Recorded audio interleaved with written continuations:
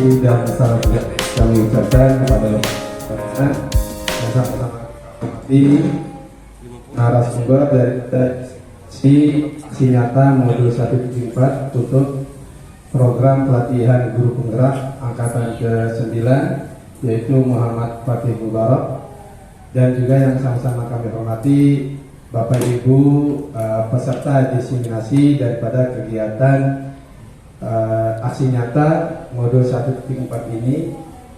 Alhamdulillah wa syukurillah wassalatu wassalamu ala rasulillah ala alihi wa sahbihi wa man wala quwata illa billah. Suami sadri amri tadi.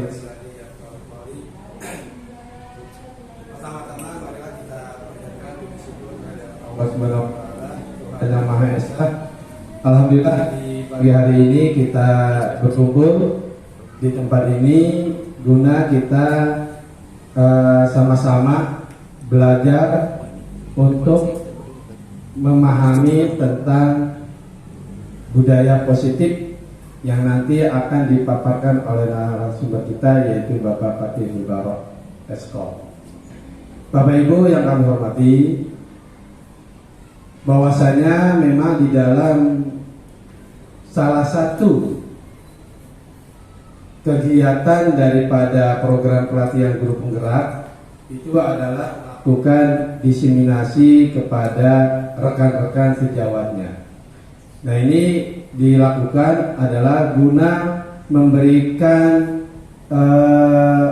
sharing ya, atau berbagi apa saja yang harus dilakukan oleh guru, oleh lingkungan sekolah terkait daripada tema diseminasi tersebut. Nah, hari ini kita akan mendapatkan tema diseminasi, yaitu menciptakan budaya positif di lingkungan sekolah. Tentunya seperti apa budaya positif yang nanti akan disampaikan oleh narasumber kita, Bapak Fatih, yang ada di lingkungan sekolah. Nah, dari sini kita akan bisa memahami, bisa akan mengetahui terkait budaya positif rutinitas ya, rutinitas yang ada di sekolah.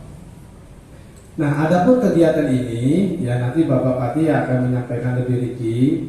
Inti daripada kegiatan ini adalah salah satunya adalah sebagai memenuhi tugas daripada program pelatihan guru penggerak itu.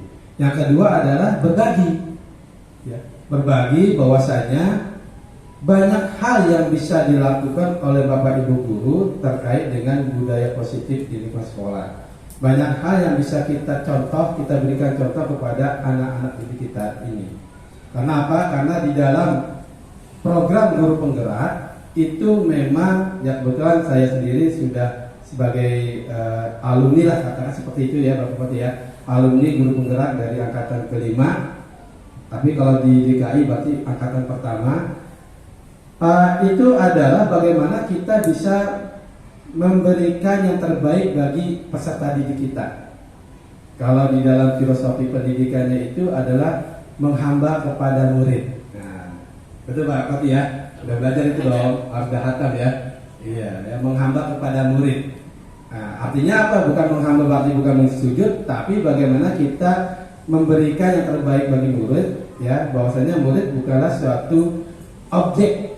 Ya, bukan hanya sebagai objek, tapi sebenarnya dia adalah sebagai rekan kita juga. Kita bisa belajar sebenarnya dari murid juga. Jadi bukan berarti kita hanya mengajar saja, tapi kita juga bisa belajar dari anak-anak murid. Hal-hal yang belum kita ketahui dari anak murid bisa kita dapatkan dari mereka itu sendiri. Ya, nah itu salah satu daripada kegiatan program guru penggerak ya, bisa bisa melekat ya, bisa melekat. Nah, hasil lekatannya ini bisa ditularkan kepada Bapak Ibu guru atau rekan sejawat. Baik, mungkin itu saja yang bisa kami sampaikan. Nah, seperti apa menciptakan budaya positif di lingkungan sekolah ya, mari sama-sama kita dengarkan, kita simak, dan boleh interaktif ya Bapak Ibu ya, boleh silakan interaktif untuk bertanya terkait dengan materi yang akan disampaikan oleh Bapak Fatih. Oke, itu saja. Mohon maaf. Billahi taufiq wal hidayah. Wassalamualaikum warahmatullahi wabarakatuh. Assalamualaikum warahmatullahi wabarakatuh.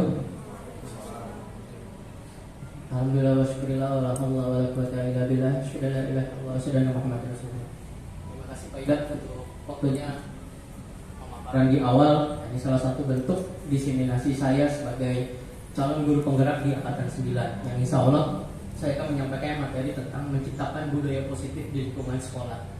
Budaya positif ini sangat perlu dan sangat penting bagi kita di lingkungan pendidikan ya, karena tanpa adanya budaya yang positif, sekolah ini tidak akan bisa mencetak karakter-karakter peserta didik yang sangat baik untuk bangsa dan negara ini. Karena ketika kita masuk di dalam sebuah sekolah, yang kita cetak, yang akan kita bina, yang akan kita bentuk adalah generasi-generasi negara kita, negara Indonesia di masa yang akan datang. Oke, baik. Nah, ini yang paling penting dalam perkembangan kebudayaan di negara atau bahkan di dunia ya. Mungkin teman-teman udah pada paham tentang revolusi industri. Nah, di sini kita udah masuk di poin yang ke 4.0 atau era industri 4.0. Kenapa ini masuk dalam pemaparan saya, bahasan saya? Karena sebelum kita tahu karakter anak didik kita, peserta didik kita, murid-murid kita harus tahu anak-anak kita ini ada di era yang apa, di era industrial seperti apa. Jangan sampai nanti kita mendidik anak dengan pola kita di masa lampau. Mungkin teman-teman di SD dulu merasakan, oh dulu di SD nggak, saya diajarin guru saya seperti ini. Pas gitu di SMK, oh ya, dulu saya belajar di SMK seperti ini. Mungkin ada beberapa yang bisa diterapkan di masa ini. Tapi kita harus melihat dulu anak-anak didik kita itu berada di eranya seperti apa. Nah, sebelum kita lanjut tentang 4.0, saya menceritakan sedikit tentang revolusi industri dari 1, 2, dan 3. Dan kita tahu karakteristik apa yang harus kita cipta, yang harus kita buat untuk peserta didik kita di era 4.0 sekarang. Oke, baik. Yang pertama itu revolusi industri di poin 1.0, di mana mesin uap. Nah, ini pertama kalinya kalau bisa kita lihat mulai ditemukannya alat-alat teknologi. Teknologi ini dalam artian bukan lagi, kalau kita bicara teknologi di masa lalu itu bukan tentang bukan komputer. Teknologi mungkin bisa jadi teknologi mesinnya, teknologi pabriknya, cetak-cetak untuk mobil, motor, kendaraan dan lain sebagainya. Di revolusi industri ini penggunaan mesin uap mulai muncul. Ini di Inggris, di mana setiap pembuatan produk, menggerakkan sebuah mesin itu menggunakan mesin uap. Mungkin pertama kali ditemukannya kereta uap yang bisa lintas negara. Di revolusi yang kedua, penggunaan mesin produksi massal tenaga listrik dan BBM ini mulai ditemukan di tahun 1870, di mana di sini sudah mulai muncul yang namanya kendaraan-kendaraan yang menggunakan BBM. Sehingga banyak kegiatan aktivitas kita menggunakan BBM ini. Kendaraan menggunakan bahan bakar minyak listrik sudah mulai ditemukan di zaman ini. Di revolusi industri yang ketiga, penggunaan teknologi informasi. Nah, ini mungkin awal mulanya ditemukannya komputer. Nah, cikal bakalnya sih dia ditemukannya adalah resistor. Jadi kalau kalian teman-teman pernah lihat microchip, nah itu dari dampak microchip itu muncul teknologi-teknologi yang ada sampai saat ini. Karena sejatinya kalau kita di industri teknologi, perkembangan komputer itu berkembang dari perkembangan resistor sampai microcontroller dan sebagainya. Nah, di sini penggunaan komputer sudah mulai masif digunakan, cuman pada saat ini penggunaannya hanya sebatas untuk penunjang kegiatan pekerjaan kantor lah, perhitungan komputasi, dan lain sebagainya. Nah, di revolusi 4.0 ini yang paling menarik di era sekarang, eranya abad 21, dimulai tahun 2011, penggunaan mesin terintegrasi dengan jaringan internet atau kita biasa sering udah banyak ikut materi-materinya itu Internet of Things ya Bapak Ibu ya. Nah, Internet of Things ini dimana semua pembelajaran, semua kegiatan kehidupan kita berbasis dengan jaringan internet. Mungkin dulu kita berangan-angan, belum mau beli makanan, mau naik ojek, kita harus ke depan ke pangkalan atau nyari warung untuk beli makanan. Nah, tapi di era 4.0 ini semua sudah terintegrasi dengan internet, terutama perangkatnya komputernya yang dari tahun 1969 sudah berkembang dan terintegrasi dengan jaringan internet ini. Dulu jaringan internet ini hanya digunakan oleh militer untuk pengiriman data secara personal. Tapi karena berkembangnya jaringan, kebutuhan masyarakat, kita pengen mengirim data dari kota A ke kota B, itu sudah menggunakan jaringan internet ini. Maka di sini dari dampak teknologi ini membentuk sifat karakter manusia yang berbeda-beda. Komputer yang orang ini cikal bakalnya kalau anak-anak kita tuh males ngitung.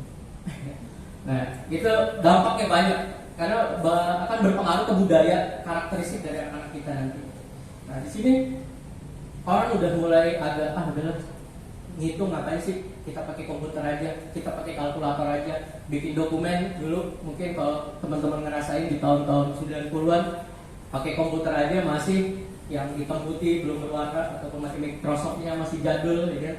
Nah, ini di sini revolusi industri ini banyak karakter yang berubah, dan apalagi di 4.0 ini. Di 4.0 ini dampaknya cepat luar biasa. Contohnya kayak kemarin COVID ya. Ini PR dari teman-teman guru semua nih. Dalam artian ketika kita bicara teknologi Internet of Things, karakter anak-anak ini yang jadi PR di kurikulum yang sekarang. Banyak PR kita itu tentang karakter. Karena kenapa? Dampak teknologi ini sangat besar sekali. Tapi kalau kita abaikan, kita bisa gagal mencetak anak-anak yang berkarakter. Teknologi saya anggap sebagai dua mata pisau yang di satu sisi menguntungkan, di satu sisi sangat berbahaya kalau kita tidak bisa mengontrolnya. Makanya di sini kita butuh penguatan budaya positif dalam menerapkan teknologi dalam pembelajaran tentunya nanti ya. Karena dampaknya ini sangat luar biasa. Ketika kita bertemu dengan anak merasa cuek, anak merasa acuh. Ketika kita bertanya apakah sudah paham materinya, mungkin anak-anak berpikir ngapain sih ditanya ke guru, kita cari di Google aja udah bisa. Bahkan kita juga ngapain sih kita cari informasi ke tempat-tempat lain, kita buka internet aja udah bisa. Interaksi dengan orang lain semakin sedikit. Nah, itu dampak sederhana dari revolusi industri ini. Nah, di sini berrelasi juga tentang kompetensi abad 21. Mungkin teman-teman udah banyak bicara mengetahui tentang keterampilan apa aja saja yang harus kita kejar dari anak-anak. Nah, di sini ada keterampilan kehidupan, karir, keterampilan belajar dan berinovasi, keterampilan informasi, media dan teknologi. Ini adalah karakteristik yang akan kita bangun. Anak-anak kita harus mampu mengikuti ini karena anak-anak kita akan hidup di era abad 21. Rentang waktunya di tahun 2000 sampai 2100 nanti.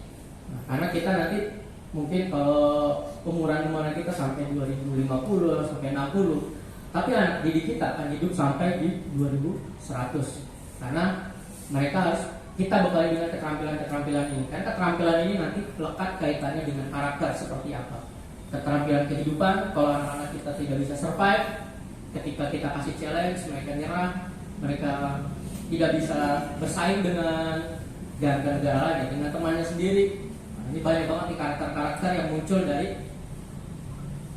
dampak teknologi. Nah, itu yang harus kita tutup, yang harus kita ajarkan, yang harus kita kuatkan kepada anak didik kita. Saya mengusung strategi penerapan budaya positif di sekolah dengan menerapkan disiplin positif dan nilai-nilai kebijakan universal. Apa saja nanti kita bahas tentang nilai universal. Yang kedua tentang teori motivasi, hukuman dan penghargaan dan juga restitusi. Restitusi 5 posisi kontrol, keyakinan kelas, dan juga ketiga restitusi. Nah, ini adalah salah satu strategi penerapan budaya positif di sekolah. Di 3 poin ini kita akan bicara tentang teori, dan di sini adalah prakteknya nanti. Sebelum kita ke budaya positif di sekolah, kita harus tahu dulu disiplin positif apa yang akan kita bentuk. Nilai-nilai kebijakan universal apa yang harus kita tanamkan ke anak-anak. Yang kedua, teori motivasi, hukuman dan penghargaan serta restitusi. Nah, ini yang harus kita pahami dulu sebagai guru, bagaimana kita menindak anak ataupun juga kita dekat dengan anak agar mereka tidak merasa tanggung ke kita ataupun juga tidak merasa, wah ini saya hanya datang ke sekolah cuma dikasih ke tugas, ketika tugas tidak selesaikan hanya hukuman. Nah itu mungkin momok yang masih banyak di sekolah-sekolah lain, bukan di sini insya Allah sih. Ya. Nah, restitusi di sini juga kita bahas tentang 5 posisi kontrol, karena budaya positif ini erat kaitannya dengan controlling. Tanpa ada pembiasaan, tanpa ada kontrol, tanpa ada penghargaan dan juga punishment tentunya, itu pasti tidak akan bisa membentuk suatu budaya yang positif. Ya seperti disiplin, kita tidak terlambat ke sekolah, mau nggak mau kan kita harus negur anak-anak, jangan terlambat, bangunnya lebih pagi, jangan bergadang. Mungkin wali kelas di SMK 47 ini udah sering banget mengingatkan ke peserta didiknya. Keyakinan kelas, nah ini nanti praktek yang mungkin Bapak Ibu bisa terapkan, di mana kita tidak lagi menghukum anak-anak secara mungkin kalau bisa dibilang kita kayak zaman dulu, ketika telat udah push up ataupun telat suruh lari muterin lapangan. Nah, tapi ketika kita bicara keyakinan kelas, ada kesepakatan yang akan kita bicarakan dengan anak-anak. Jadi ketika mereka salah, mereka tahu salahnya di mana, kesalahan apa yang mereka perbuat, dan konsekuensi apa yang mereka dapatkan. Nah, itu yang kita bisa jalankan di keyakinan kelas. Kelima yaitu segitiga restitusi. Ini kita akan berkaitan tentang praktek bagaimana cara kita melaksanakan pembentukan karakter dengan bantuan segitiga restitusi ini, menyelesaikan suatu masalah. Ketika dia telat terus, masih diulangi terus, kita tidak langsung menjudgment dia untuk kamu salah bla bla bla bla, tapi kita cari tahu dulu, gali dulu apa kesalahannya, apa alasannya dia. Nah, itu kita bahas tentang segitiga restitusi. Nah, ini kurang lebih nanti kita akan bicara tentang 5 poin ini dalam penerapan budaya positif di sekolah. Nah, di sini seperti yang saya bilang, ketika kita bicara budaya positif, kontrol itu yang harus kita terapkan. Di sini ada miskonsepsi tentang kontrol. Mungkin Bapak Ibu pernah merasakan ini ketika mulai mengajar ataupun pertama kali masuk ke sekolah. Itu diawali dengan ilusi guru itu mengontrol murid. Pada dasarnya kita tidak dapat memaksa murid untuk berbuat sesuatu jikalau murid tersebut memilih untuk tidak melakukannya. Nah, di sini yang masih erat yaitu guru mengontrol murid. Dampaknya dari sini akan banyak guru-guru penghukum. Ketika dia guru tersebut tidak didengarkan omongannya, itu akan berdampak pada penghukuman terhadap anak. Karena guru merasa saya harus bisa mengontrol anak-anak saya tanpa harus memikirkan alasan-alasannya. Nah, ini masih banyak terjadi miskonsepsi seperti itu. Yang kedua, ilusi bahwa semua penguatan positif, efektif, dan bermanfaat. Nah, penguatan positif atau rujukan adalah bentuk kontrol. Segala usaha mempengaruhi murid agar mengulangi suatu perilaku tertentu. Nah, ini masuk dalam kegiatan ngasih pandangan positif ke anak-anak, tapi mereka hanya jadi seorang anak yang cuma udah di sekolah aja saya nurut karena dikasih tahunya hanya di sekolah, tapi belum bisa menanamkan ke diri mereka. Kita mungkin selalu kalau istilah RPP-nya itu ceramah, bahkan kita aja dengar ceramah ya masuk kuping kiri kuping kanan. Kita selalu mengingatkan penguatan positif, selalu kita himbaukan ke anak-anak. Cuman kalau mereka belum merasa, oh ternyata kita harus seperti ini, nah, itu masih sangat belum maksimal kita. Yang ketiga, ilusi bahwa kritik membuat orang merasa bersalah dapat menguatkan karakter.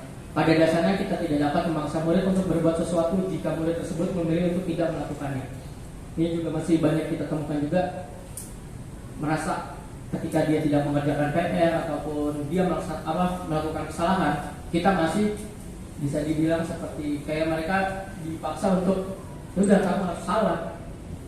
Walaupun dengan kata-kata yang lembut, kata-kata yang halus, kamu salah seperti ini, itu, tapi karakter mereka itu tidak terbangun karena kita hanya satu arah, kita hanya menyebutkan kesalahannya dia tanpa memikirkan dampak apa yang mereka terima. Karakter mereka akan rusak karena mereka selalu merasa bersalah dan seterusnya. Yang keempat yaitu ilusi bahwa orang dewasa memiliki hak untuk memaksa. Banyak orang dewasa yang percaya bahwa mereka memiliki tanggung jawab untuk membuat murid-murid berbuat hal-hal tertentu. Nah ini dalam pemberian tugas, dalam kita mengontrol kelas, kita masih banyak sekali menerapkan hak memaksa. Hampir mirip dengan mengontrol tadi ya, mengontrol cara kita memaksa untuk kita menagih, memaksa harus tepat waktu, tapi harus ada punishment-nya masih merugikan ke sisi si murid. Makanya di sini kita harus merubah miskonsepsi tentang kontrol tersebut. Nah caranya dengan melalui strategi yang saya terapkan di awal tadi. Di awal kita akan mengenal tentang disiplin positif dan nilai-nilai kebijakan universal. Nah ini tentang disiplin positifnya. Ketika mendengar kata disiplin, apa yang terbayang di benak Bapak Ibu kira-kira? Apa yang terlintas di pikiran Bapak Ibu? Patuh sama aturan. Patuh? Patuh sama aturan. Patuh sama aturan. Terus apa lagi? Kira-kira kata-kata disiplin. Tepat waktu. Tertib. Terus rajin. Itu berkaitan dengan tata tertib semua ya. Atau juga nanti kata kayak hukuman, pasti identik ketika kita bicara disiplin, pasti selalu ada hukuman. Ada hukuman yang harus dibayar si anak ketika mereka melakukan sebuah kesalahan. Nah, kita harus merubah konsep seperti itu. Orang kan menghubungkan kata disiplin dengan tata tertib, teratur, kepatuhan pada peraturan, dan kata disiplin juga sering dihubungkan dengan hukuman. Ini yang selalu identik dengan kita. Ketika anak tidak disiplin, mereka harus dihukum. Ketika melakukan kesalahan, dia dihukum, baik dalam bentuk fisik ataupun juga secara moral mereka merasa terancam ya. Mungkin kalau fisik, udah ketika ini yang agak riskan kalau fisik tuh, karena nanti dampaknya bisa panjang ya. Karena yang hukum itu anak-anak merasa dihakimi secara fisik, mereka merasa terbuli. Nah itu kelemahan karakter mereka lagi di abad 4.0 ini. 4.0 ini. Mereka dengan mudah mengupload kegiatan kita lewat handphone. Mereka bisa mengkritik kita lewat sosial media kita, atau bahkan sosial media yang mungkin kita nggak tahu, tiba-tiba video kita viral. Itu nggak bisa kita pungkiri karena karakter mereka hidup di era 4.0 sekarang, teknologi. Mereka bisa punya handphone, mereka bisa merekam kita kapan saja. Nah itu untuk hukuman ini, kalau bisa kita tidak perlu digunakan. Tetap ada namanya hukuman, tapi itu opsi terakhir. Nah mungkin juga dia udah tawuran, udah berantem sama temennya, melakukan tindak kekerasan tanpa ada hukuman, itu pasti tetap ada tindakan. Tapi sebagaimana kita seorang guru, kita harapkan tanpa adanya hukuman, bukan menghilangkan ya. Jadi dalam artian mungkin teman-teman berpikir, wah kalau kita nggak boleh hukum, kita gimana nih? Nah, tapi di sini hukuman kita opsi terakhir. Sampai anak itu dikeluarkan, sampai anak itu dikembalikan ke orang tua, ataupun juga hukuman yang memang benar-benar mengenai mental atau fisik mereka, itu adalah opsi terakhir yang bisa kita berikan. Nah, tujuan dari disiplin positif adalah menanamkan motivasi yang ketiga pada murid-murid kita, yaitu untuk menjadi orang yang mereka inginkan dan menghargai diri sendiri dengan nilai mereka percaya. Disiplin positif ini tadi nggak hanya harus berkaitan dengan hukuman. Disiplin positif sangat banyak. Kenapa disebut positif? Kita bisa memasukkan hal-hal positif yang bisa kita terapkan ke anak-anak. Contohnya seperti menanamkan nilai-nilai literasi, mengajak anak-anak untuk terbiasa dengan literasi digital atau literasi manual analog tentang cara membaca buku. Itu kan adalah salah satu disiplin positif. Kita mengajak mereka untuk rajin, mengajak mereka untuk selalu datang tepat waktu, mengajak mereka selalu belajar. Itu adalah salah satu disiplin positif yang kita terapkan. Mungkin Bapak Ibu guru kita udah sering di kelas di lingkungan SMK Negeri 47 ini, disiplin positifnya sudah cukup sangat baik. Seperti kayak Pak Idam yang kita ngajak anak-anak untuk sholat ya Pak Idam. Nah, setelah sholat itu selalu nilai plus dari sekolah kita, setelah sholat kita ada sholat badiah. Sampai anak-anak selesai sholat badiah, mereka baru istirahat ataupun juga melanjutkan aktivitas belajar mereka. Nah itu salah satu disiplin positif yang harus kita bentuk dari segi agama, dari segi karakter mereka, dan nanti karakter-karakter yang akan dibutuhkan dalam era pembelajaran 21 tersebut. Itu nanti target kita di dunia seperti itu. Nah ini kita mengenal istilah kebajikan, nilai-nilai kebajikan universal dan nilai-nilai kebajikan. Nilai kebajikan yang disepakati bersama, nilai kebajikan terlepas dari suku, bangsa, agama, bahasa maupun latar belakangnya. Nilai-nilai ini merupakan payung besar dari sikap perilaku kita, atau nilai-nilai ini merupakan fondasi berperilaku. Nah, ini kita akan membedakan ada 2 poin ini, nilai kebajikan universal. Nilai kebajikan ada sifat-sifat positif manusia, merupakan tujuan mulia yang ingin dicapai setiap individu. Ini kesepakatan. Kita mungkin tidak tertulis. Kita harus jujur. Nah, seperti itu contohnya. Kita harus menghormati orang lain. Itu mungkin peraturan yang tidak tertulis. Tapi kita meyakini dengan orang lain kita harus saling menghormati. Kita tidak boleh berbuat kasar terhadap orang lain. Itu adalah salah satu nilai-nilai kebajikan. Nah, ini nilai-nilai kebajikan ataupun nilai-nilai universal, contohnya seperti ini dalam petunjuk seumur hidup dan keterampilan hidup. Ini adalah kompetensi 421. Kita mengharapkan anak-anak kita memiliki karakter ini, di mana anak-anak kita mampu peduli, penalaran, bekerja sama, keberanian, keingin-tahuan, usaha kelulusan atau fleksibilitas, berorganisasi, petunjuk hidup peduli, penalaran, bekerja sama, keberanian, keingin-tahuan, usaha. Nah, ini tolong lagi sorry Pak. Nah, ini adalah poin-poin nilai-nilai kebajikan yang harus dimiliki oleh peserta didik kita. Dari sini mereka memiliki karakter yang kuat. Hal-hal ini tidak akan bisa terbentuk tanpa adanya disiplin positif. Keterampilan hidup selanjutnya di sini ada dapat dipercaya, lurus hati, pendengar yang aktif, tidak merendahkan orang lain, memberikan yang terbaik dari diri. Nah, ini karakter-karakter ini seperti ini yang akan kita tumbuhkan kepada peserta didik kita di abad 21 ini dengan cara melalui profil pelajar Pancasila. Ini gaung paradigma pendidikan kita tentang membentuk karakter siswa.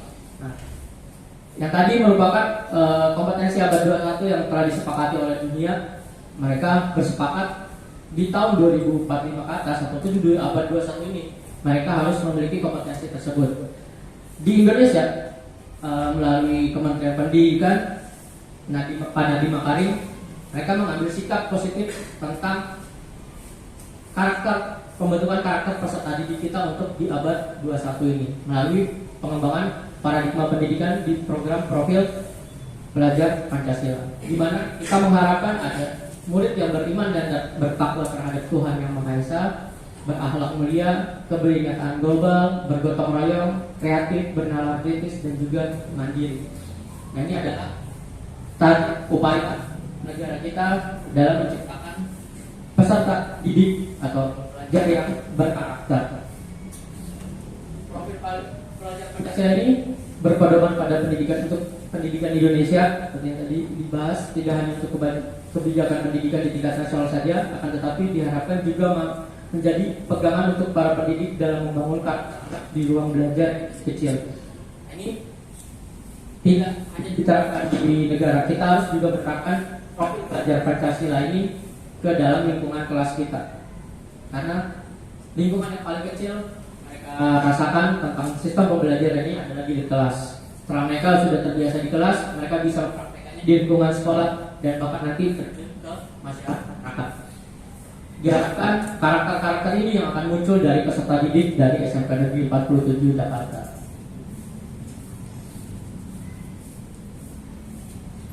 Nah, ini tentang teori motivasi hukuman dan penghargaan restitusi. Dan Gosen pada bukunya Factors School Discipline mencatatkan ada 3 motivasi perilaku manusia. Nah, ini yang masih menjadi acuan kita.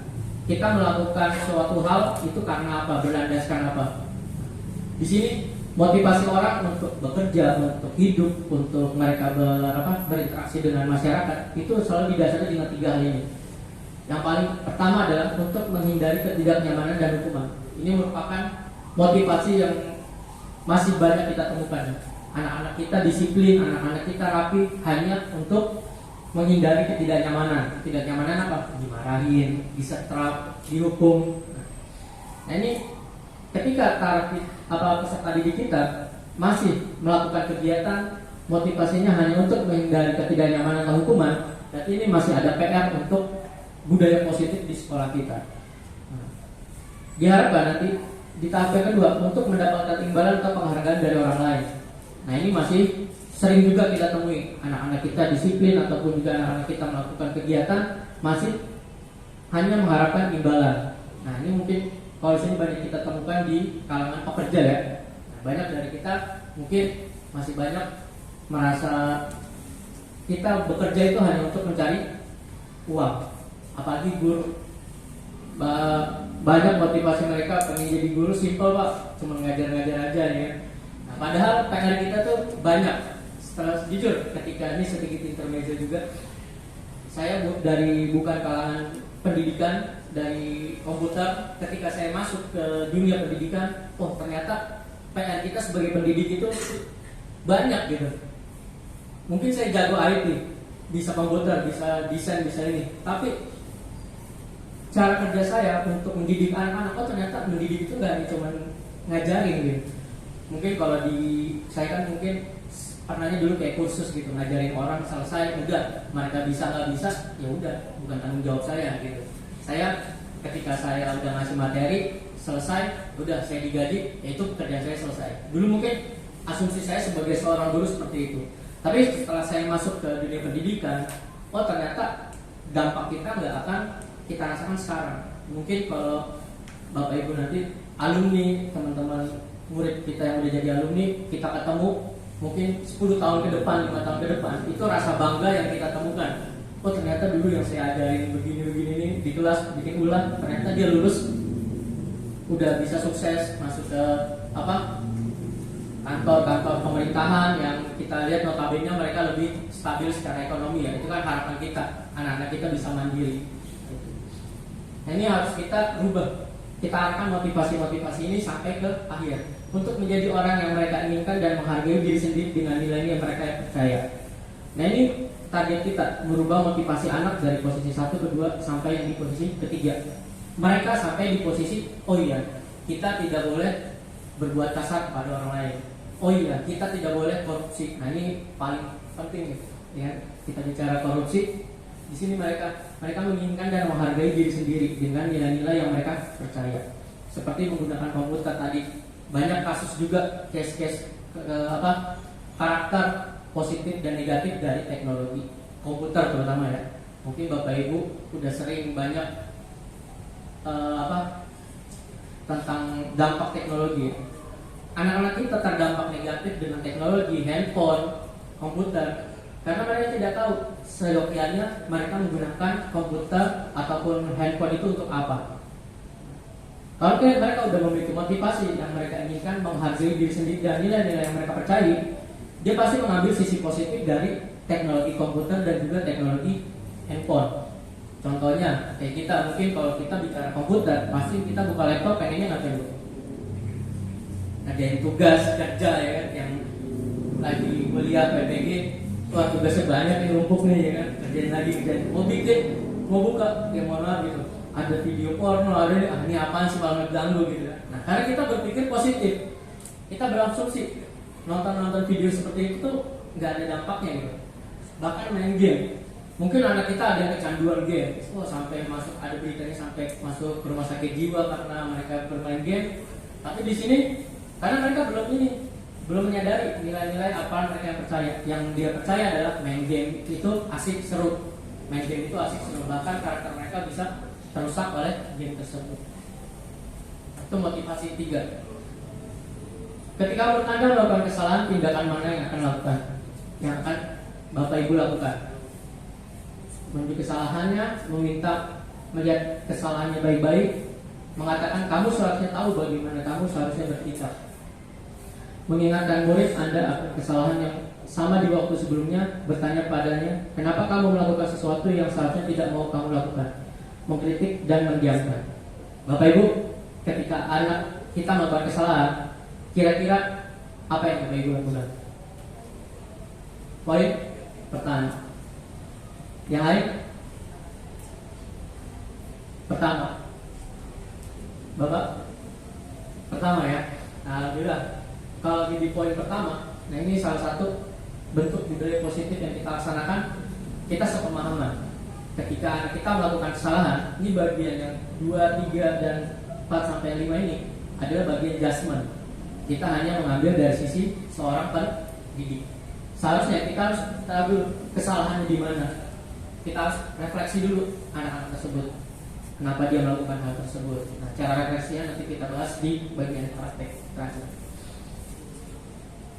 Restitusi, mungkin istilah baru atau sudah sering dengar Bapak Ibu. Restitusi pernah ada?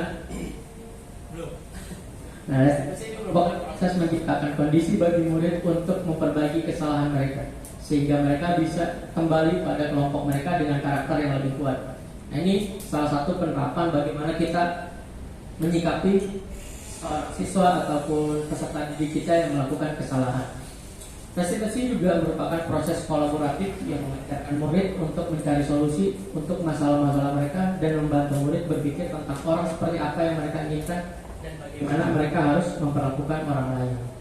Ini konsep restitusi yang harus kita laksanakan untuk membentuk karakter peserta didik kita. Guru meninjau kembali penerapan disiplin dalam kelas mereka. Apakah telah efektif? Apakah berpusat, memerdekakan dan memerdirikan murid? Bagaimana dan apakah?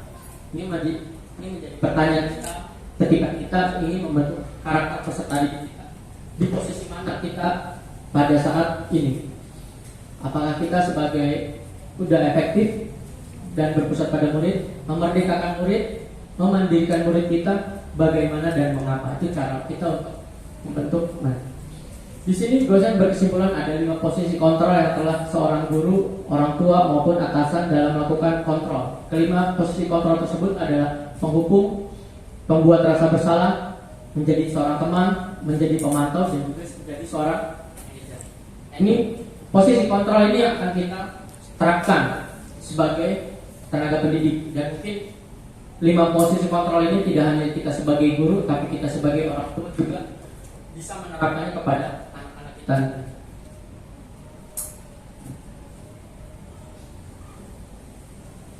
Ini di 5 posisi kontrol ini,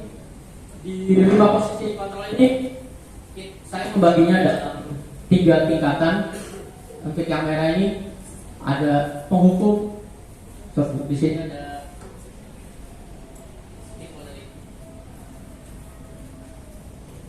membuat rasa bersalah. Di posisi pertama ada penghukum, di mana seorang penghukum bisa menggunakan hukuman fisik maupun verbal. Ini yang seperti saya bilang tadi, ini karakter yang posisi kontrol kita sebagai pemimpin di kelas ataupun seorang guru yang sangat kita hindarkan. Itu sebagai seorang penghukum, kita tanpa mencari tahu alasan kenapa anak tersebut melakukan kesalahannya karena apa, apakah karena iseng ataupun juga karena emang mereka merasa jenuh atau juga merasa tidak dihargai di kelasnya. Itu adalah bagi seorang penghukum, mereka hanya akan selalu menghukum. Kenapa kamu telat lari 5 putaran, atau kenapa kamu telat berdiri di depan kelas. Dia tanpa mencari tahu alasannya. Itu adalah karakter paling rendah di dalam posisi kontrol.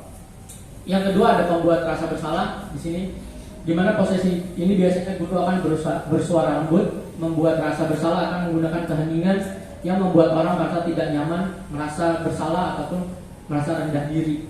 Nah, di sini kita secara nggak langsung mereka tidak memberikan hukuman fisik, tapi dia memberikan hukuman secara verbal. Kamu melakukan kesalahan, kamu tidak tahu dampaknya seperti apa, tanpa bertanya alasannya. Balik lagi, kalau di sini langsung membuat hukuman fisik, di sini lebih ke verbal. Dia merendahkan, kamu tuh sudah gagal menjadi orang, sudah gagal menjadi seorang siswa. Nah, itu kata-kata yang harus kita hindari dari seorang yang membuat rasa bersalah. Ini posisi yang ketiga, itu adalah kita sebagai teman.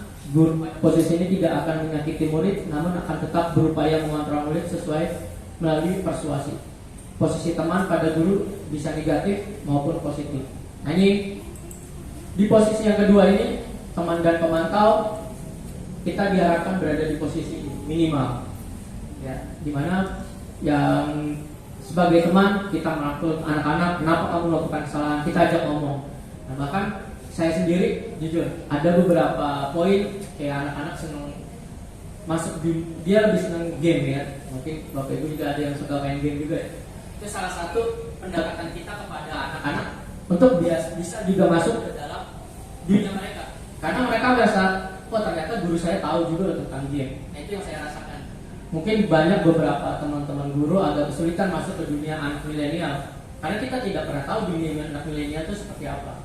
Anak-anak generasi Z dan generasi XYZ ya, sorry. Atau yang generasi yang paling akhir itu Alpha ya. Nah, itu karakteristik mereka itu seperti apa? Mereka terbiasa dengan apa? Contoh, misalnya di sini saya selalu nemuin anak-anak senang main game. Ini entah jadi salah satu hal positif atau negatif. Kadang saya juga merasa berpikir kalau saya terlalu over bisa jadi negatif nih. Tapi ketika saya atur porsinya, kita bisa lebih dekat dengan anak-anak. Contohnya tadi main mobile game. Mungkin kalau di pelajaran saya aktif di multimedia. Biasanya saya sebagai pemantik untuk bicara tentang desain, bicara tentang konsep desain yang bagus, desain apa sih yang sedang booming. Saya biasanya masukin lewat game-game online, kayak Mobile Legends. Nah, sering main Pak ya? Mobile Legends ataupun juga PUBG dan lain sebagainya. Kadang saya juga nonton kejuaraan MPL dengan di YouTube lah dan lain sebagainya. Itu salah satu media biar kita tahu, oh ternyata anak-anak tuh senang seperti ini. Ketika kita bicara tentang Onyx, RRQ atau misalnya kan, nah itu kita tahu ternyata bisa kita terapkan di dunia game. Bahkan dunia game itu target marketing dari siswa didik kita di bidang multimedia. Nah, itu salah satu pemantik saya sebagai guru berperan sebagai teman. Jadi mereka tidak merasa asing dengan saya bisa merasa dekat dengan mereka melalui pembicaraan ringan. Kalau kita masukin pembicaraan serius, anak-anak pasti bete kan, pasti dibawa. Yang diharapkan dari peran kontrol sebagai teman. Yang keempat, kita ada sebagai pemantau. Pemantau berarti mengawasi. Pada saat kita mengawasi, kita bertanggung jawab atas perilaku orang yang kita awasi. Posisi pemantau berdasarkan pada peraturan-peraturan dan konsekuensi. Nah, di sini pemantau ini agak sedikit takut, tapi demi terlaksananya disiplin positif ini sangat penting, sangat perlu pemantau ini, karena dia akan meluruskan sikap-sikap anak-anak. Kamu salah melakukan sesuatu berdasarkan peraturan apa? Biasanya teman-teman dari kesiswaan nih, banyak nih kalau teman-teman kesiswaan itu biasanya menjadi pemantau. Kamu salah, poinnya apa? Konsekuensinya apa? Nah, ini adalah peran pemantau. Ini juga perlu kita terapkan di sekolah. Dan yang paling terakhir itu adalah manajer. Posisi di sini di mana guru berbuat sesuatu bersama dengan murid, mempersilakan murid mempertanggungjawabkan perilakunya, mendukung murid agar dapat menemukan solusi atas permasalahan sendiri. Nah, dari peran manajer ini kita belajar bagaimana cara kita menyelesaikan suatu masalah. Ketika anak kita mendapatkan masalah, kita tanya, kita diskusikan, kamu kenapa? Nah, terus kita balik lagi kesepakatan kita, peraturan di sekolah kita itu seperti apa. Nah, ajak mereka untuk refleksi, ajak mereka untuk merenungi kesalahan mereka, ajak mereka berdiskusi tentang konsekuensi apa yang mereka harus dapatkan ketika melakukan sebuah kesalahan. Ini yang diharapkan dari peran manajer. Sedikit bertanya nih, dari posisi 5 posisi kontrol di sini, kira-kira teman-teman ada di posisi yang berapa? Yang berapa? Ya, teman. Bapak, di belakang. Pak Iman, Pak Idam. Saya kayaknya ini membuat rasa besar. Membuat rasa besar. Ya, pasti masuk nanti di pemantau. Oke, Pak Idam sekarang udah di posisi pemantau, mungkin di apa itu ya? Ya kan sudah masuk di jajaran manajemen. Insya Allah di pemantau ini bisa kita ada teman yang berpihak sebagai pemantau kegiatan positif kita. Udah kira-kira gimana Bu Devi? Pemantau. Berarti ini SOP banget orangnya. Ya, Bu. Nah, Pak Imam? Saya mungkin pertama sih memang waktu itu mengalami di penghukum banget gitu ya. Penghukum. Ya. Tadi berkembangnya waktu, ya saya ingin semuanya itu jadi teman dulu lah gitu. Iya. Tapi kan terkadang kita kan tidak tahu di dalam posisi ini pada hari-hari tertentu. Terkadang ketika kita melihat sesuatu yang kurang pas, akhirnya kita menjadi orang pendukung. Tapi di beberapa waktu berikutnya bisa jadi kita menjadi seorang teman bahkan manajer, ya kan? Nah, artinya terkadang di posisi ini kita juga mengalami semua di dalam keseharian atau di dalam pekerjaan kita dalam mengadili. Gimana Pak? Baik. Ya, tadi seperti yang kita bilang, hukuman itu pasti ada. Kita tidak memungkiri itu, karena kan tetap ketika mereka salah, mereka harus ada hukuman yang dia terima. Tapi kan cara kita menentukan hukuman tersebut, kita harus melalui kita sebagai posisi kontrol seperti apa. Kayak kita contohnya tadi mungkin kalau yang telat, kalau semua anak telat, kita pulangkan, kita kembalikan kasih SP, habis anak murid kita, benar nggak? Ya, perkara telat aja nih ya. Telat SP-nya udah SP1, SP2, SP3. Ini mau diapain lagi udah SP3 dengan perjanjian keluar, habis lama-lama murid kita. Nah di sini perlu nggak kita sebagai seorang peran sebagai pemanajer atau juga pemantau? Yang kita harapkan teman-teman semua bisa jadi seorang manajer ya di sini. Kenapa? Kita bisa memantau dulu nih. Kita ada diskusi kenapa anak tersebut sering telat. Kita cari tahu apakah dia bermasalah dengan temannya ataupun masalah dengan misalnya temannya itu berangkat sekolah misalnya dia boncengan nungguin atau nganterin adiknya dulu. Nah itu kan kita harus cari tahu dulu seperti itu. Nah di sini peran manajer itu dibutuhkan banget.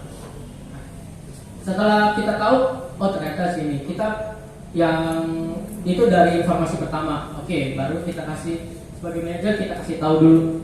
Ini harusnya kamu jangan telat seperti ini. Ketika masih telat juga kita panggil orang tuanya, apakah ada masalah lain? Ya, kita jadi tahu ternyata ekonominya sulit ataupun dan lain sebagainya. Nah jika emang semua itu kita laksanakan dengan baik, itu kan hanya bisa ditentukan oleh seorang manajer. Kalau kita di posisi manajer, kita bisa manggil anaknya, kita bisa tanyakan ke temannya, bisa kita tanyakan ke siapa orang tuanya dengan pemanggilan tidak sepihak. Hukuman apa yang tepat untuk mereka meyakini, oh iya Pak, saya sudah melakukan kesalahan itu berkali-kali, saya menerima konsekuensinya. Nah itu bukan berarti manajer tiba-tiba jadi penghukum. Enggak. Kalau penghukum kan tadi seperti yang saya bilang, dia telat langsung dieksekusi, pulang, udah langsung SP. Nah seperti itu. Jadi dia lebih, ini cara kita menyikapi masalahnya lebih seperti itu sih Pak. Jadi kalau penghukum ketika dia salah langsung tak kamu dihukum, nggak boleh masuk. Tapi kalau sebagai manajer, ya kita menanyakan dulu. Nanti kita bahas caranya bagaimana ada di segitiga institusi itu. Mungkin itu Pak Adam ya. Jadi mungkin buat teman-teman yang ingin bertanya bisa silakan sambil kita semi talk show aja. Oke ya.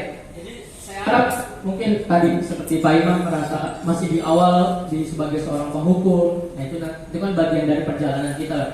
Kita tidak ujuk-ujuk bisa jadi seorang manajer tanpa sebuah pengalaman. Naik jabatan aja butuh proses ya kan. Dari penghukum melalui pengetahuan singkat ini kita bertahap mulai dari penghukum, membuat rasa bersalah, teman, pemantau, dan kita harapkan sebagai seorang manajer. Karena guru sejatinya adalah pemimpin di kelas. Mungkin kalau pengalaman dari saya sendiri, pertama dari pengalaman itu memberi. Mungkin di depan biar lewat. Bisa di depan ya. Ini agak unik banget.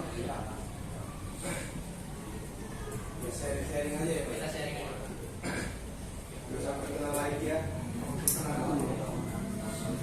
Ya, dari pengalaman saya sendiri selama 1 tahun mengajar di sekolah swasta, kebetulan saya juga bagian dari kesiswaan juga. Yang pertama itu yang saya alami itu berasal dari teman ini. Jadi bagaimana caranya siswa ini merasa nyaman dulu terhadap kita.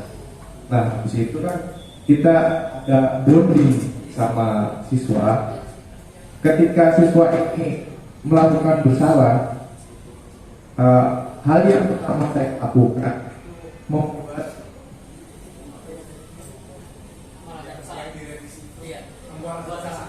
rasa bersalah dulu. Nah, membuat rasa bersalah dulu. Nah, setelah membuat rasa bersalah, ketika itu sudah ada suatu perubahan, maka kontrolnya cukup sampai di situ dulu. Tetapi ketika hukuman ini banyak dilakukan, saya membuat pernyataan sebagai pemantau gitu. Mungkin untuk manajernya saya belum nyampe situ karena saya merasa bahwa saya hanya sebagai pelaksana saja, bukan sebagai tim evaluasi. Evaluasi ini cukup mungkin pikiran saya ada uang kesiswaan, ngapain saya melakukan hal tersebut begitu.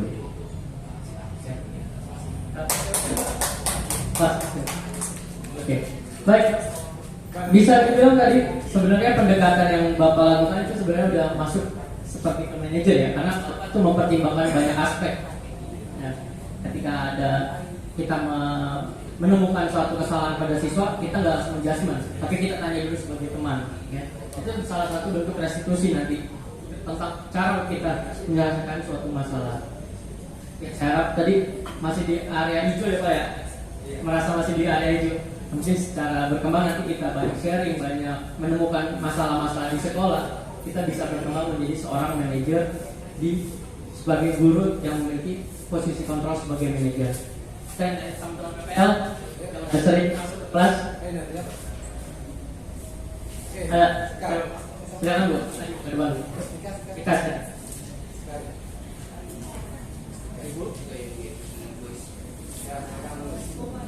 Wabarakatuh. Ya mungkin di sini Bapak Ibu semuanya udah tahu kita di sini hanya praktek keterampilan mengajar, yaitu kita masih hanya seorang mahasiswa semester 7 yang mungkin kurang lebih umur kita sama anak murid itu gak terlalu jauh, hanya 4-5 tahun aja. Mungkin kayak mereka kalau menganggap kita sebagai ibu guru itu terlalu jauh, tapi pasti mereka menganggap kita tuh sebagai teman. Kalau tadi ditanya 5 posisi kontrol ini, pasti tentunya kita memposisikan diri kita itu sebagai teman. Kenapa sebagai teman? Yang pertama, kalau memposisikan sebagai penghukum, menurut kami sebagai anak PKM atau menurut saya secara individu, berada di posisi penghukum adalah terlalu dengan kita sudah berada di revolusi 4.0, 4.0. Anak murid itu merasa dengan dia umurnya tidak terlalu jauh dengan kita tidak punya hak untuk karena mereka merasa apa bedanya kita dengan mereka. Jadi mereka sepertinya kalau kita berada di posisi penghukum, mereka bukan merasa bersalah, bukan menghargai kita, tapi justru akan membuat karakter mereka jadi membenci kita, marah dengan kita, dan merasa kayak kakak-kakak ini tahu apa? Kakak-kakak ini hanya seorang praktek mengajar. Oke, lalu kalau membuat rasa bersalah, mungkin kita sebagai kakak mereka, mungkin kita sebagai hanya berbeda umur sedikit dengan mereka, mungkin kita bisa berada di posisi membuat rasa bersalah, tapi di satu sisi kita tidak bisa sejauh itu membuat mereka merasa bersalah. Nah, jadi solusi yang bisa kita lakukan adalah sebagai teman dengan cara memberikan mereka solusi, dengan cara ngobrol dengan mereka, apa keluhan mereka, dan memberikan pengalaman yang mungkin udah kita lalui lebih dulu daripada mereka. Tapi poinnya lagi adalah kita tidak bisa terlalu jauh seperti guru-guru yang mungkin lebih tua dari mereka, karena kita hanya dianggap sebagai kakak oleh anak-anak murid. Terus kalau pemantau dan manajer mungkin masih jauh, tapi kalau di posisi sekarang kita hanya bisa sebagai teman saja. Jadi tapi mungkin ada satu pertanyaan yang nanti boleh dijawab sama Pak. Mungkin kalau pertanyaan dari saya, sejauh ini saya dikatakan itu sebagai anak PKM atau anak PKL yang praktek ingin menjadi guru. Nah, mungkin untuk anak-anak PKM selanjutnya atau kakak-kakak PPG ini yang mau menjadi guru, tentunya pasti nanti kita akan menjadi guru muda. Nah, biasanya guru muda itu menurut saya nggak terlalu dihargai oleh anak murid karena yang lagi-lagi mereka merasa kita lebih muda, jadi buat apa menghargai mereka? Jadi kayak mereka menganggap kita seperti temannya aja. Nah, jadi pertanyaannya adalah menurut Ibu dan Bapak guru, nanti boleh dibantu jawab. Perlukah kita sebagai calon guru muda yang akan bertemu dengan anak murid, itu perlukah kita membangun bonding dengan mereka? Dan apalagi dengan revolusi 4.0 ini, anak murid itu dengan semakin perkembangan teknologi dan zaman, anak murid itu semakin keras, semakin mudah tersinggung kalau diberitahu oleh gurunya. Apalagi dengan mereka mengetahui teknologi, dengan mereka tahu perkembangan teknologi, mereka lebih merasa lebih pintar daripada gurunya atau bahkan lebih pintar daripada orang tuanya. Nah, menurut Bapak atau Ibu guru yang mungkin udah berpengalaman beberapa tahun menjadi guru di sini, apakah kita sebagai calon guru muda ini perlu ada bonding dengan anak murid atau perlu ya membangun bonding atau berteman dengan anak murid untuk supaya lebih bisa memberikan mereka masukan, memberikan mereka saran, nanti bagaimana supaya kita bisa mengontrol anak murid. Terima kasih. Assalamualaikum warahmatullahi wabarakatuh. Waalaikumsalam. Oke, terima kasih Bu Ustaz.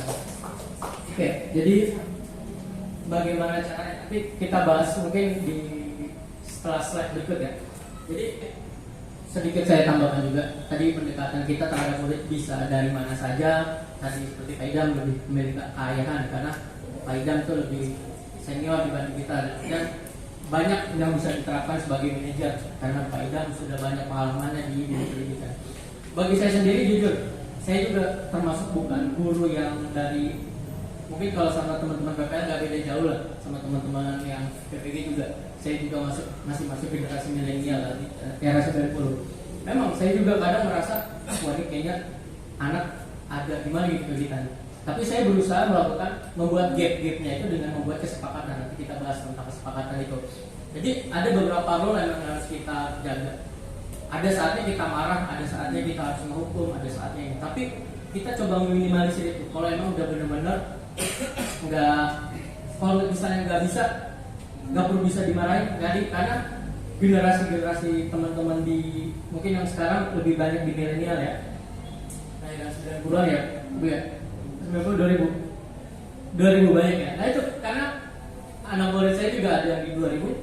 Ketika saya marah, saya marahin mereka, saya ngejelas mereka di depan kelas, mereka akan merasa gue dibuat malu sih seperti itu. Makanya ketika saya melakukan treatment kayak gitu, biasanya saya manggil pendekatan. Kamu sini kenapa? Masalah bla bla bla. Dan apa masalah kamu? Kenapa kamu megang seperti itu? Nah nanti kita bikin kesepakatan dulu. Sekali ditegur nggak bisa, 2 kali nggak bisa. Itu kita posisinya sebagai teman dulu, tadi yang seperti di awal kita bahas, kita sebagai teman kita ajak ngobrol kenapa masalah itu, kenapa kamu melakukan hal tersebut. Nah baru kita bisa menentukan hukuman apa yang tepat. Hukumannya apa misalnya, oke, kalau kalian main handphone saya ambil ya, dan saya kasih handphone kalian ke wali kelas atau ke siswa, misalnya seperti itu. Tapi di awal yang biasa anak milenial itu paling senang dengan Q&A apa syarat dan ketentuan, ya enggak? Karena emang hidup mereka dengan syarat dan ketentuan, ada event-event apa, diskon, Q&A itu apa? Ya ini sering syarat dan ketentuannya ya. Nah itu ketika kita melakukan ini, itu kan bagian dari kesepakatan. Kalau kita mau mendapatkan diskon, yaitu kita harus melakukan syarat-syaratnya dulu. Sama itu bisa kita terapkan di kelas. Kalau kamu pengen dapat nilai yang bagus, syaratnya ini. Tapi kita omongin di awal. Nah mungkin banyak di tipe penghukum ini dia tidak melakukan syarat-syaratnya apa, ketentuannya apa yang harus kita lakukan di kelas. Nah itu mereka jadi tiba-tiba merasa kok tiba-tiba dihukum sih, kok saya tiba-tiba dimarahin. Nah itu seperti itu. Makanya di sini peran kita sebagai guru atau sebagai manajer, kita tentuin dulu kesepakatan. Jangan ujuk-ujuk ketika dia membuat kesalahan, kamu salah, kamu dihukum, nggak boleh masuk. Nah, mungkin itu treatmentnya yang bisa saya bahas di sini. Nanti bagaimana caranya kita bahas di tentang pembuatan kesepakatan kelas. Nah ini nanti bagian di 2 poin terakhir ini bagian praktek, bagaimana cara kita mengontrol, bagaimana cara kita menerapkan disiplin positif tersebut. Mungkin bisa menjawab pertanyaannya dulu ya. Nah nanti kita bahas caranya dulu. Nah ini di awal sebelum kita melakukan punishment terhadap anak-anak sebagai kontrol yang kita ambil tadi sebagai apa, kita harus bikin dulu yang namanya keyakinan kelas. Ini biasa saya terapkan di awal kelas, di awal semester.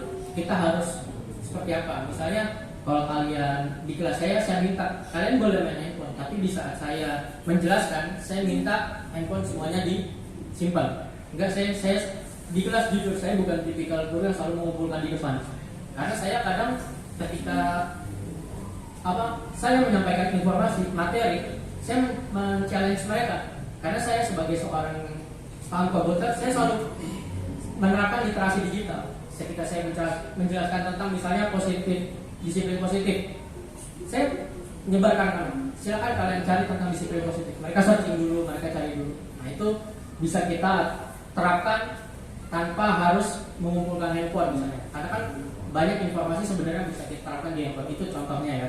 Nah terus di sini fungsinya keyakinan kelas. Kapan kita bisa mempanismen anak-anak, kapan kita bisa mengontrol anak-anak melalui keyakinan ini. Kalau kita sepakat keyakinan yang kita omongkan, yang kita bicarakan, pasti ketika kita melanggar pasti ada satu komitmen yang harus kita terima. Nah mungkin anak-anak lebih care dengan hal seperti itu ya. Nah kayak tadi, kok kita salah pak, tapi kan kita udah ngelakuin ini pak, tapi kan keyakinan kelas kita tidak boleh seperti itu. Mereka pasti berefleksi, oh iya pak kemarin saya lupa, kok saya seperti ini. Mereka menerima kesalahan mereka melakukan merasa telah melanggar keyakinan kelas yang telah kita bikin. Nah itu harusnya kita omongkan di awal. Nah ini dibahas, keyakinan kelas akan lebih tertegak dan bersemangat untuk menjalankan keyakinannya daripada hanya sekedar mengikuti serangkaian peraturan melalui nilai-nilai kebajikan yang mereka yakini. Nah, keyakinan kelas ini bersifat abstrak, berupa pernyataan universal berbentuk pernyataan positif dan mudah dilaksanakan. Nah ini poin pertama yang harus kita laksanakan sebagai itu. Tidak hanya di sekolah, tapi di pembelajaran pun sama. Saya biasanya di beberapa pelajaran, terutama saya kan menggunakan komputer, ada game, anak-anak biasa dilihat juga pasti nemuin namanya game. Itu kalau saya bilang game itu bukan sesuatu yang bisa kita hindari. Jujur aja, kita aja kadang suka main game gitu kan. Nah saya untuk ngilangin game itu kayaknya sulit, tapi kita bisa mengarahkan dengan mengurangi waktu mereka bermain game. Oke, pada saat lagi belajar, saya minta tolong untuk handphonenya dimatikan, disimpan, tidak ada yang main handphone. Ketika nanti waktunya selesai, ketika proyek sudah selesai, silakan kalian pakai lagi handphonenya untuk main ataupun dan lain sebagainya. Misalnya seperti itu. Dengan adanya keyakinan yang kita bikin, kesepakatan yang kita bikin, anak-anak juga pasti merasa, oh iya, saya udah sepakat sama Pak Fatih nih, pas lagi belajar gak boleh main game. Tapi setelah main, kalau ada sisa waktu 5 menit, 10 menit, silakan. Karena hal-hal tersebut kalau kita bicarakan, seperti tadi yang Bu Mustika bilang tadi ya, itu kita juga kan anak milenial gitu Pak, gak mau pengen tiba-tiba dimarahin, tiba-tiba ini, kita harus ada kesepakatan yang dibangun. Karena kadang kalau kita ngerasain, saya juga ngerasain, oh mau dimarahin saya baper, kita juga anak milenial juga ngerasain, diomongin sama Pak ini lagi tadi gara-gara ini gini. Tapi kalau kita udah ada kesepakatan dulu, kita pasti menerima, oh iya saya salah. Nah itu yang harusnya kita bangun di awal dengan melalui keyakinan kelas. Keyakinan kelas itu dibentuk dengan apa? Nah tadi ada banyak keyakinan kelas yang bisa terbangun. Nah ini contoh keyakinan kelas multimedia. Di sini ada saya contoh dari dari sekolah lain. Ini kesepakatan sederhana yang bisa kita terapkan. Misalnya selalu datang tepat waktu. Nah, di sini selalu datang tepat waktu kan dia abstrak. Abstraknya dalam artian apa? Nggak boleh telat. Mau alasan apapun pasti harus datang tepat waktu. Jadi kalau nanti dia alasannya, saya ini, itu nggak ada kesepakatan. Nggak ada omongan lagi. Karena kita udah sepakat, kita selalu datang tepat waktu. Saling menghormati, ini adalah salah satu juga keyakinan. Saling menghormati ini banyak luas, kita bisa terapkan di berbagai macam aktivitas ya. Menghormati misalnya tidak berisik, tidak bermain handphone secara misalnya dengan musik suaranya keras, nah itu kan bagian saling kita menghormati. Jadi semua keyakinan ini bersifat abstrak dan kita bisa terapkan dengan berbagai macam kesalahan-kesalahan yang mungkin bisa terjadi di kelas. jaga kebersihan kelas dan lingkungan ini selalu umum. Menjaga kebersihan ya, setiap kelas harus diposisikan selalu bersih, menyelesaikan semua tugas. Ini adalah kesepakatan yang bisa kita terapkan di kelas 12 multimedia 1 misalnya seperti itu. Jadi setelah membuat ini, kita ada biasanya kalau pengen kita perkuat, biasa ada tanda tangan komitmen. Jadi kesiswaan sering nih Pak ya. Nah, komitmen apa kita tata tertib. Nah, itu kan mereka yakin mereka ini, dan ini selalu kita gaungkan di pembelajaran kita. Nah, insya Allah tanpa adanya paksaan, anak-anak pasti paham. Oh ya, kita udah sepakat di sini. Dan kalau kita menegur, kalau kita menjelas mereka ketika melakukan kesalahan, mereka selalu berefleksi lagi. Oh ya Pak, saya melakukan kesalahan di poin A, di poin 1, poin 3 atau poin berapa. Nanti sebagai refleksi. Nah, makanya mungkin bisa diterapkan nanti mungkin di jamnya Bu Mustika nanti ya, di pelajaran.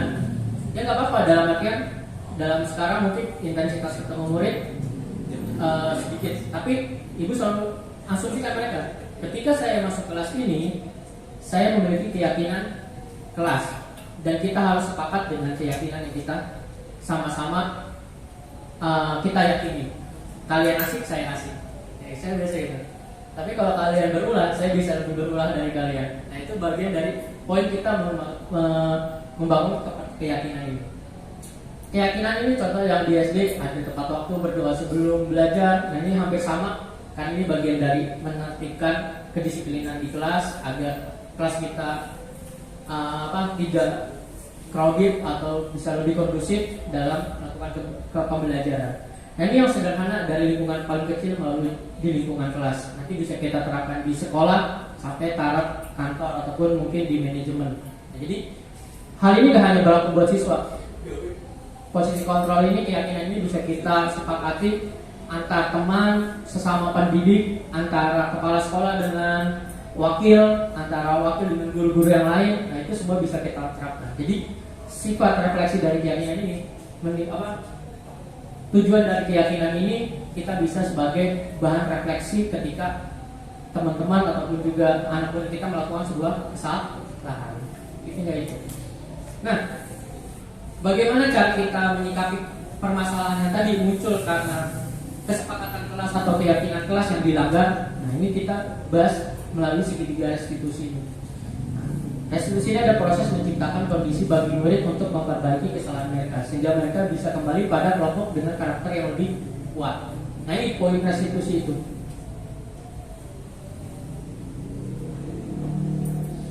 Restitusi itu telah merancang sebuah tahapan untuk memudahkan para guru, orang tua dalam melakukan proses untuk menyiapkan anaknya untuk melakukan restitusi segitiga restitusi. Nah, ini apa saja yang harus kita lakukan pada saat anak kita melakukan kesalahan ataupun melanggar kesepakatan yang telah kita bangun dengan segitiga restitusi ini. Poin yang pertama yaitu menstabilkan identitas. Dalam artian ketika anak kita melakukan kesalahan, kita stabilkan dulu. Bikin mereka enjoy. Oke, kesalahan yang kamu bikin itu sering umum kita lakukan. Saya juga pernah melakukan kesalahan seperti itu. Jadi mereka selalu merasa, oh iya Pak, ini lumrah. Tapi dalam poin-poin yang bisa kita netralkan, kayak telat ataupun dia misalnya bikin terus di kelas, berantem dengan temannya, ya. Setiap orang pasti pasti melakukan kesalahan.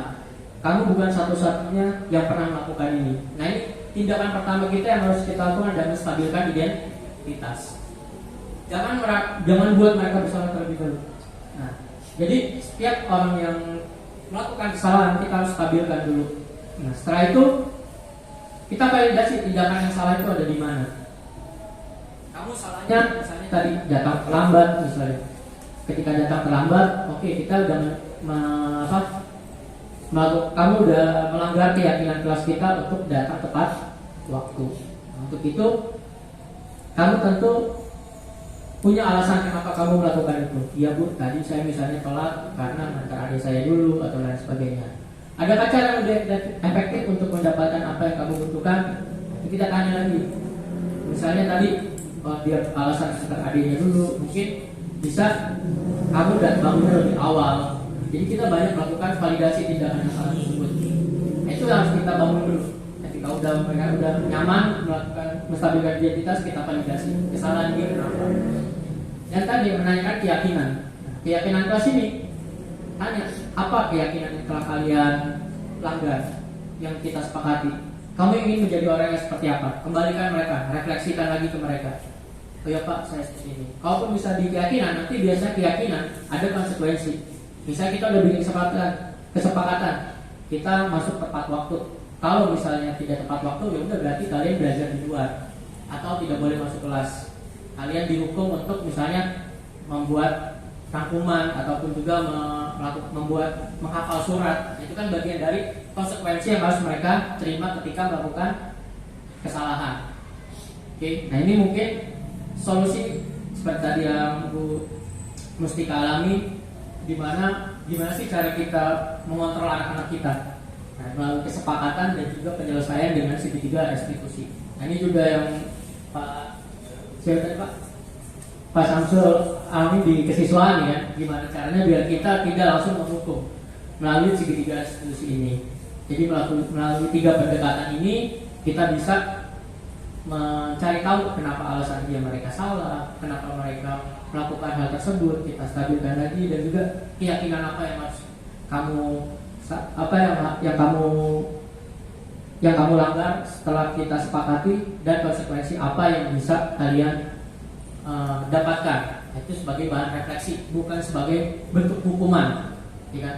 Jadi kita mengganti kata-kata hukuman sebagai kayak refleksi ya. Kita udah sepakat A, konsekuensinya A. Kalau B, konsekuensinya B. Seperti itu. 5 posisi kontrol. Oke, mungkin itu poin dari saya terkait tentang disiplin positif. Sebelum kita closing, ada pertanyaan boleh yang bisa ditanyakan terkait dari teman-teman. Kita ada sedikit closing aja buat pertanyaan sifat. Saya bagaimana? Ibu siapa? Bu? Oke, baik.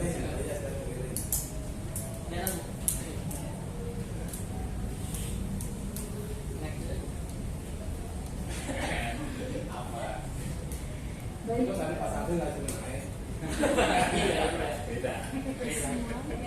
Assalamualaikum warahmatullahi wabarakatuh. Sebelumnya perkenalkan, saya Nurina Alfa, mahasiswi PTN Prajabatan Universitas Negeri Jakarta. Sebelum memberikan pertanyaan, ingin menanggapi sedikit pertanyaan dari Ibu Mustika, gitu ya. Bagaimana sih caranya guru muda itu membangun bonding kepada peserta didik? Karena kan kita dianggapnya sama-sama berada di posisi revolusi industri 4.0 gitu, antara pendidik dan peserta didik. Jadi karena berdasarkan pengalaman saya gitu ya Bu, cara membangun bonding dengan peserta didik itu sendiri adalah caranya kita tidak melulu membicarakan soal pembelajaran, juga kita bisa memberikan atau mendengarkan keluh kesah mereka. Bapak Idam katakan keluh kesah mereka terkait apa aja sih yang mereka rasakan, entah di sekolah, di rumah gitu. Tapi harusnya mereka dulu yang bercerita ke kita, jangan kita yang menanyakan ke mereka. Nanti kalau tiba-tiba kita nanya ke mereka, mereka pasti mikir apaan sih, so asik banget gitu. Jadi kita memberikan ruang kepada mereka untuk bercerita gitu. Terus juga kita kalau bisa tidak hanya mengobrol di dalam kelas aja. Kalau bisa ketika mereka sedang berada di luar kelas, kita juga ajak ngobrol santai aja gitu. Tapi walaupun dalam membangun bonding itu kita harus ada boundaries kepada mereka supaya kita tetap dihargai kepada peserta didik itu sendiri. Kurang lebih seperti itu. Oke, yang ingin saya tanyakan Bapak terkait revolusi 4.0 ini yang Bapak Fatih bilang bahwasanya dampaknya itu bisa menguntungkan, bisa juga membahayakan. Nah, kalau kita berbicara soal menguntungkan, banyak sekali gitu dampak positif dari revolusi 4.0 ini sendiri. Tapi kalau yang dampak membahayakannya ini ada kaitannya sama karakteristik peserta didik itu sendiri. Nah, yang ingin saya tanyakan yaitu apabila kita sudah memberikan kesepakatan yang bilang tadi kepada peserta didik, tapi peserta didik itu tetap mengulangi kesalahan yang sama atau tidak menindaklanjuti terkait konsekuensi yang mereka dapatkan, itu bagaimana ya Pak? Gitu. Karena memang kita sebagai pendidik sudah memberikan kesepakatan, tapi tetap aja siswanya itu mengulangi kesalahan yang sama, mengulangi lagi, itu bagaimana ya? Terima kasih, mohon penjelasannya. Assalamualaikum.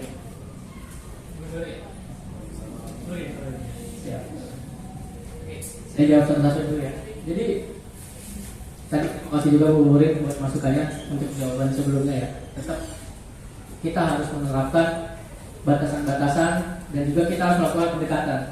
Generasi milenial ini tadi kita dekat, dianggapnya teman, kita jauh malah makin renggang. Terus siapa gitu bahasanya? Nah itu emang teknik-teknik kita sama seperti saya juga melakukan pendekatan terhadap anak-anak, terlalu dekat, tapi kadang malah jadi tanda kutip juga lagi ya. Kali punishment tadi Murid ditanyakan, ketika udah berulang kali, nah itu kita harus, tapi dia masih melakukan kesalahan, apa yang harus kita lakukan? Jadi di sini yang lingkungan paling rendah, keyakinan paling sempit di sekolah adalah di lingkungan kelas. Kesepakatan lingkungan kelas yang kita yakini dilanggar sama dia, kita masukkan ke kesepakatan sekolah. Sekolah itu apa? Tata tertib. Ya. Dia masuk di kesalahan dia, misalnya kesalahannya yang mungkin biasanya berat atau berkelahi misalnya, ya kan? Di sekolah kita tadi di keyakinan kelas yang di 11 multimedia contohnya, dia berkelahi, dia masuk ke keyakinan kelas yang tidak menghormati ya. Nah, dia saling berkelahi. Nah, itu keyakinan kelas itu yang dilanggar. Tapi biasa saya kasih tahu masuk seperti itu naik masuk ke keyakinan kelas yang lebih tinggi, yaitu keyakinan kelas yang dibuat oleh wakil kesiswaan. Nah, kita tidak bisa menyelesaikan secara individu. Nah, berarti harus ada yang terlibat. Yang terlibat siapa? Orang tuanya, mereka harus tahu ya kan. Kita tanyakan orang tuanya kenapa anaknya temperamen seperti ini. Nah, kita tanya dulu dengan memanggil orang tua. Nah, itu bisa diterapkan. Cuman ketika anak tersebut sudah masih sering berkelahi atau misalnya sering melakukan tadi, kita punya keyakinan atau tertib lain di luar lingkungan sekolah. Ya, misalnya mungkin kalau misalnya udah tidak bisa ditangani dengan tata tertib sekolah, kita bisa memanggil pihak yang berkepentingan untuk diajak berdiskusi. Kadang kan ada beberapa poin-poin kayak misalnya berkelahi itu seperti apa misalnya seperti di kelas bisa disepakati kita selesaikan secara kekeluargaan, misalnya dua orang yang berkelahi kita selesaikan di kelas, kita panggil keduanya sudah selesai. Kalau misalnya belum, kita harus memanggil pihak-pihak terkait yang mungkin aja bisa terlibat. Karena kan anak-anak ini ketika di luar sekolah mereka masyarakat. Misalnya, mungkin yang bisa saya bahas. Mungkin ada pertanyaan lain? Cukup? Oke, mengingat waktu juga ya. Siap. Oke, baik. Mungkin itu sedikit pemaparan dari saya terkait budaya positif. Saya mengucapkan terima kasih banyak dengan kehadiran Bapak Ibu di sini. Mungkin sedikit materi dari saya mungkin bisa diterapkan di lingkungan pendidikan kita. Ya, walaupun Bapak Ibu semua juga maksudnya dari luar eksternal, tapi mungkin bisa di sekolah ini materi satu ini bisa Bapak Ibu terapkan untuk eksplor lebih dalam gimana sih cara menerapkan budaya positif di sekolah ataupun juga nanti di saat Bapak Ibu terjun ke dunia pendidikan yang nyatanya ataupun juga nanti ketika di industri. Karena penerapan remote control tadi contohnya itu bisa kita terapkan di dunia pendidikan ataupun juga di manajemen ataupun juga di kantor. Oke, itu yang bisa simpulkan terkait disiplin positif. Semoga bisa bermanfaat. Saya tutup. Assalamualaikum warahmatullahi wabarakatuh.